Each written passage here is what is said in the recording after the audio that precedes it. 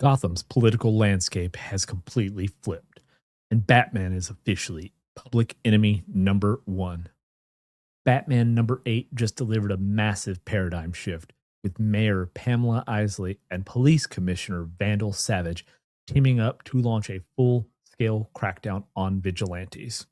That's right, today I am breaking down Batman's desperate meeting with the original Green Lantern Alan Scott, the shifting power dynamics in the city, and the insane final page where warrants are finally issued for Batman and Robin. Let's dive on in.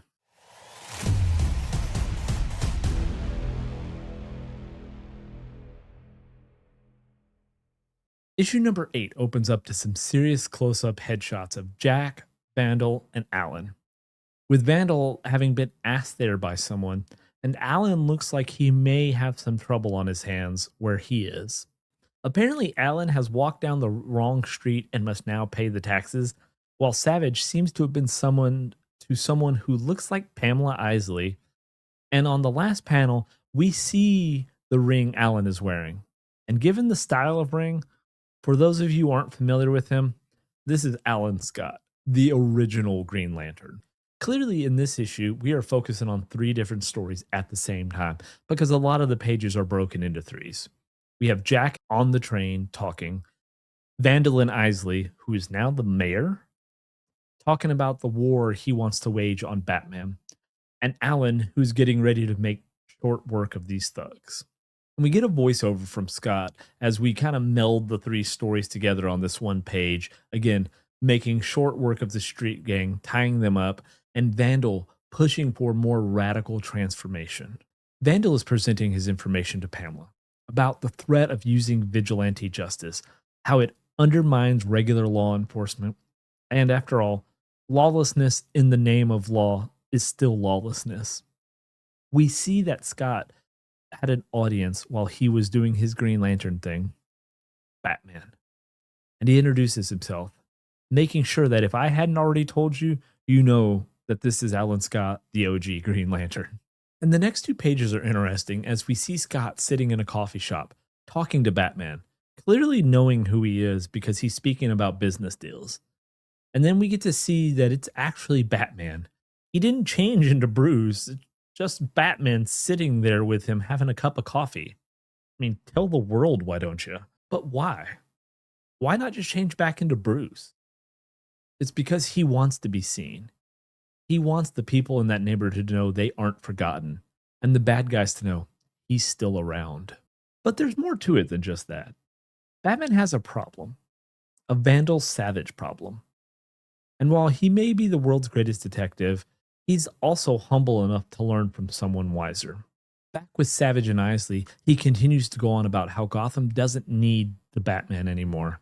And for a moment, it looks like this isn't the Pamela Isley we know. But as Savage places a fly directly into the open mouth of a Venus flytrap, we can see it's still her. And on this 2-pager, we get a history shot of Vandal Savage and Pamela Isley, with Savage holding the meteorite that granted him immortality, and him fighting through the ages while we see the real poison ivy in Pamela's flashback.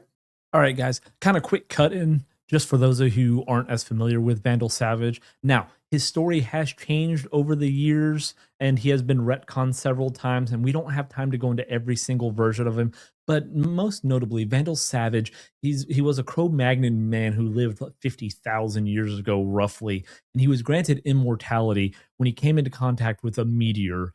And in the earliest version of him, the meteorite granted him immortality, but he could still die from physical injury. Now, later, this gets retconned to where he has the immortality and also rapid healing, where he could basically heal almost instantly from any injury, including fatal ones. And then there's also a version of him where the meteor, it wasn't the radiation that gave him his powers, but it was these little like tektites, basically, nano machines that provided his immortality to other individuals, as well as the rapid healing that Vandal would later then try to go on to extract to provide to other people as well. Again, It's been retconned many times throughout the different runs in comic book history, but that's the basic lore of Vandal Savage. All right, so let's get back into the issue.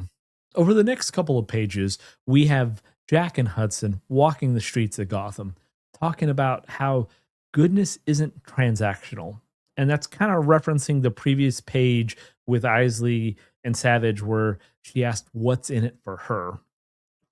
And it's an interesting conversation about threats and bravery right as it seems like they're about to be run down by the police before they take off.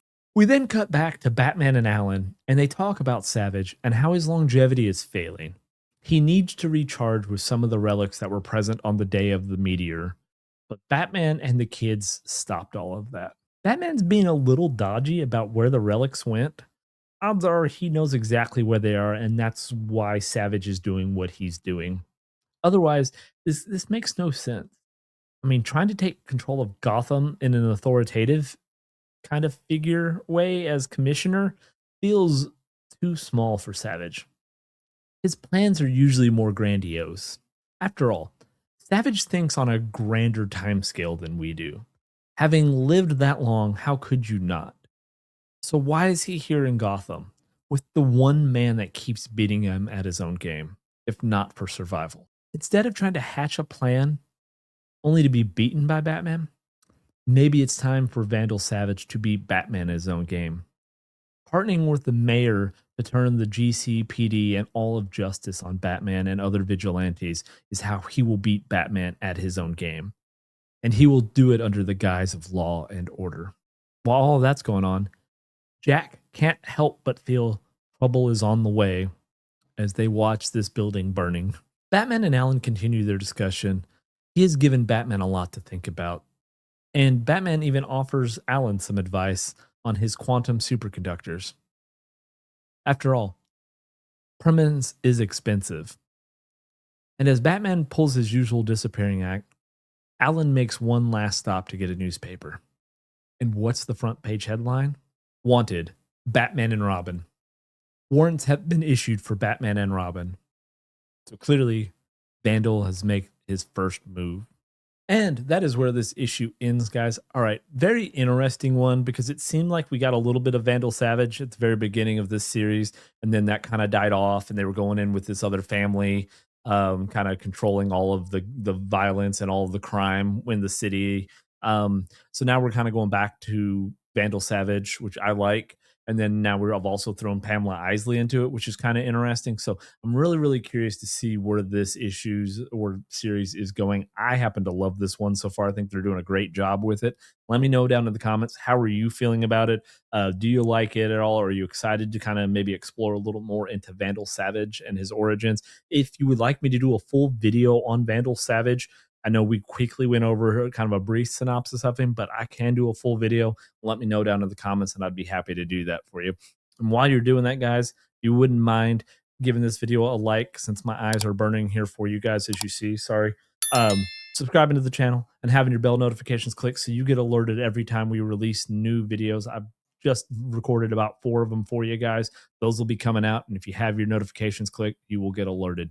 And that is going to do it for me in this episode of You, Me, and DC. Until next time, guys, I'll see you then.